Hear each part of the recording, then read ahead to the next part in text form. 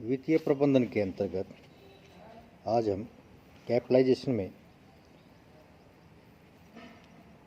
अति पूंजीकरण over capitalisation का अध्ययन करेंगे।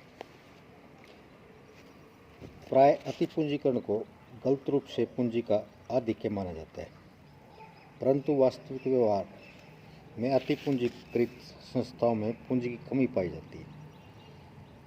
अति पूंजीकरण से तात्पर्य ऐसी स्थिति से है जब कोई कंपनी इसमें विनियोजित पूंजी पर उचित दर फेयर रेट से भी कम दर से आय अर्जित करती है, या यूँ कह लीजिए यदि कोई कंपनी लगातार रूप से उसमें विनियोजित पूंजी पर उचित दर से आय उपार्जित करने में असमर्थ रहती है तो उसे अति पूंजीकरण वाली कंपनी कहा जाता है।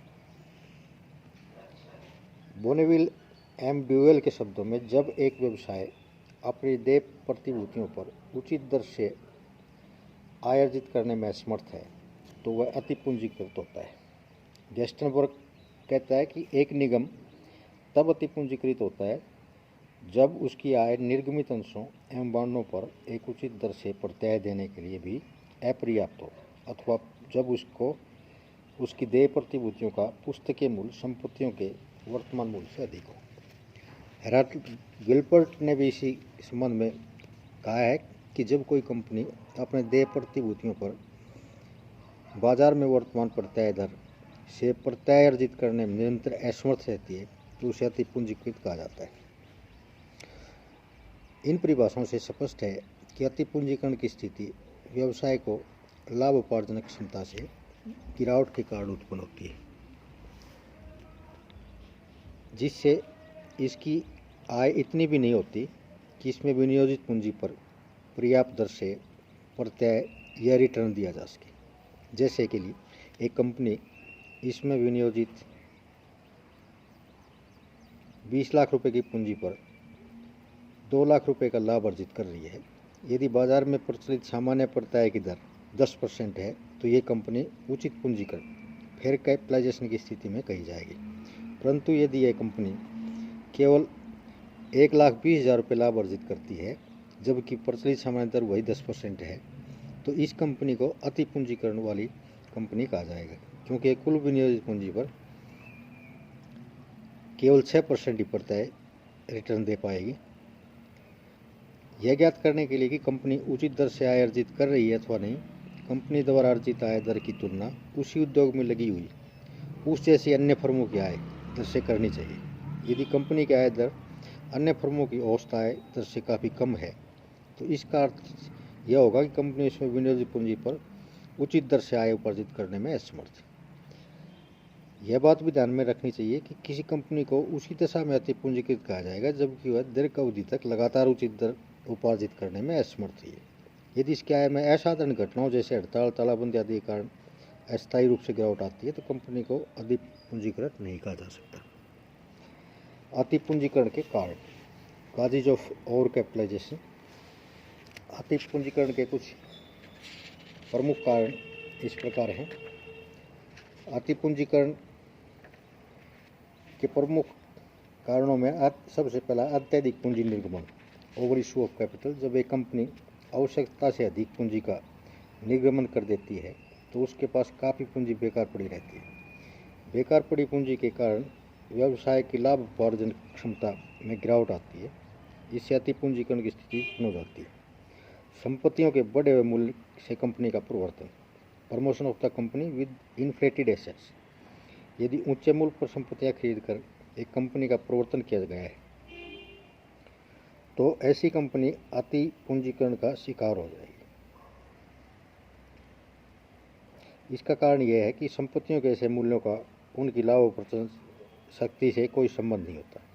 ऐसी स्थिति विशेष रूप से उस समय उत्पन्न होती है जब एक साझेदारी फर्म अथवा निजी कंपनी को एक सार्वजनिक कंपनी के रूप में परिवर्तित किया जाता है और उस प्रक्रिया में उसकी संपत्तियां सार्वजनिक कंपनी को उनके वास्तविक मूल्य से अधिक मूल्य पर हस्तांतरित कर दी जाती हैं।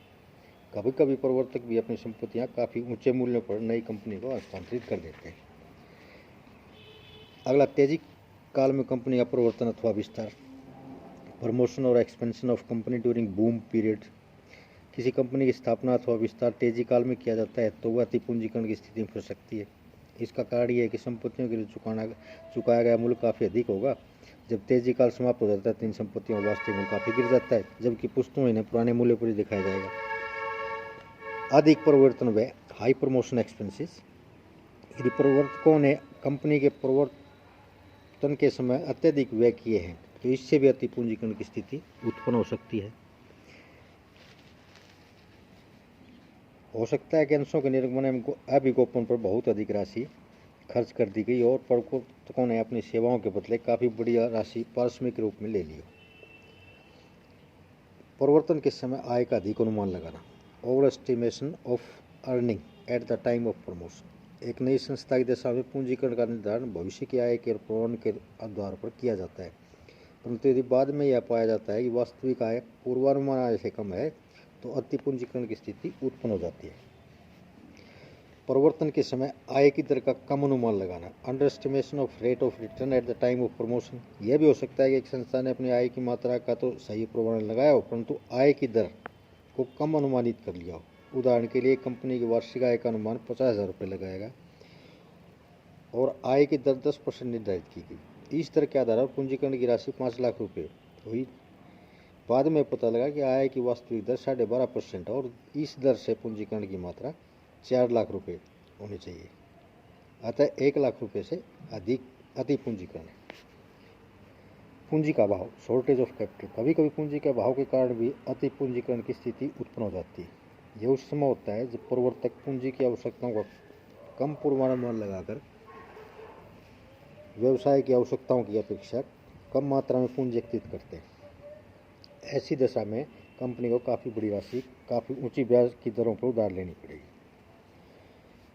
आय का एक बड़ा भाग ब्याज का भुगतान करने में चला जाएगा और उधारियों के लिए बहुत कम आय बचेगी। इससे अंशों का बाजार मूल्य गिर जाएगा और कंपनी अति पूंजीकरण दशा में आ जाएगी। अपर्याप्त ह्रास, इनएडिक्वेट डेप्रिसिएशन। यदि कोई कंपनी संपत्तियों के ह्रास तथा प्रतिस्थापन के लिए पर्याप्त प्रावधान नहीं बनाती है तो कुछ समय पश्चात संपत्तियों की लाभार्जन क्षमता घट जाती है, जिससे कंपनी की आय में गिरावट आ जाती है।